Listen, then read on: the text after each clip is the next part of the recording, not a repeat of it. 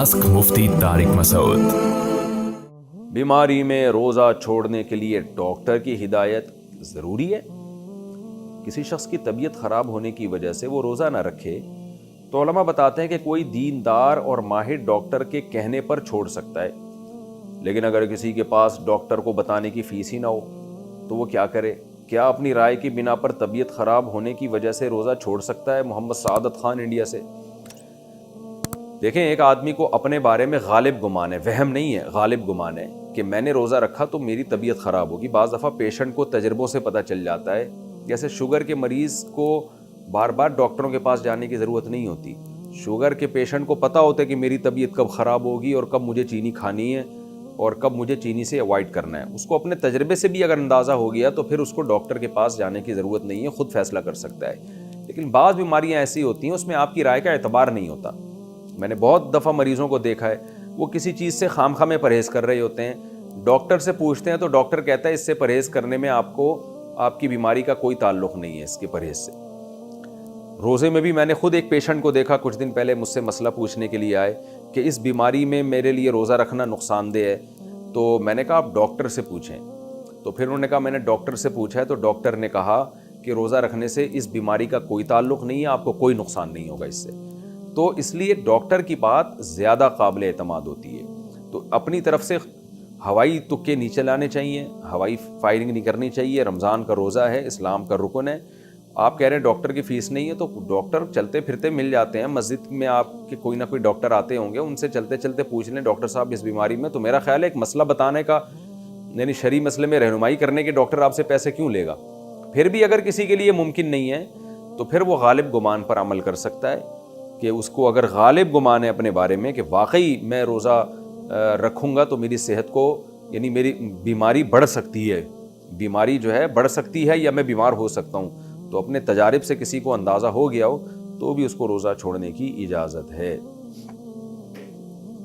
रोज़े में नाक में विक्स इस्तेमाल करना, ज़ुकाम की सूरत में नाक में विक्स इस्तेमाल करना कैसा है? क्या इससे रोज़ा ख़राब होगा? क्योंकि इसकी खुशबू काफ़ी तेज़ होती है।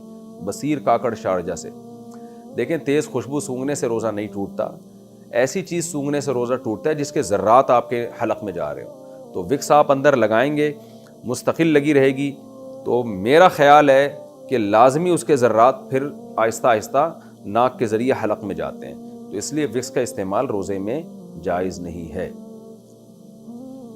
नाक में लगाना। यानी बीमार शख्स रमज़ान की बरकत कैसे हासिल करे जो बीमारी की वजह से रोज़ा न रख सकें, और रमज़ान के फ़ज़ाइल से कैसे मुस्तफ़ीद हों? ज़ियाउर रहमान हंगू से हदीस में आता है कि जो शख्स किसी इबादत में मशगूल था, मामूल था उसका, फिर बीमारी की वजह से वो इबादत नहीं कर पाया तो अल्लाह उस बीमारी में भी उसका वो अमल लिख रहे होते हैं। तो अगर कोई शख्स हमेशा रमज़ान में रोज़े रखता है, उसका मामूल है, एक रमज़ान ऐसा आया जिसमें बेचारा बीमारी की वजह से रख नहीं पा रहा, तो अल्लाह ताला अपनी रहमत से उसको रमज़ान के रोज़ों का सवाब देंगे, क्योंकि वो बेचारा तो उसका तो मामूल था। तो इसलिए इसमें टेंशन की, परेशान होने की ज़रूरत नहीं है।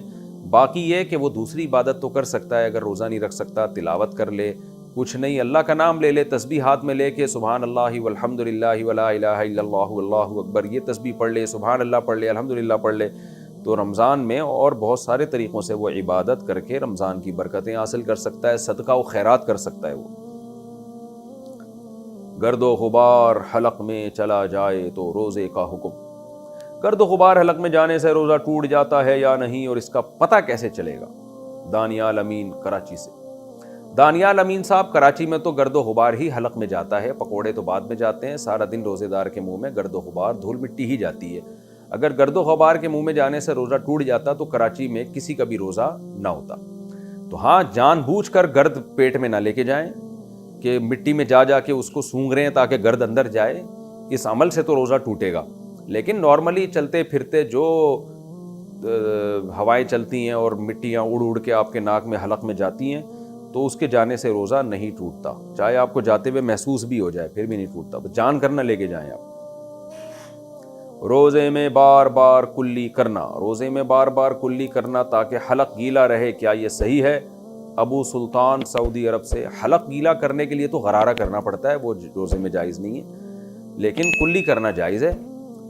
چاہے تاکہ جو ہے پیاس کی شدت میں کمی ہو جائے، تو اس نیت سے آپ بار بار کلی کر سکتے ہیں، کوئی حرج نہیں ہے۔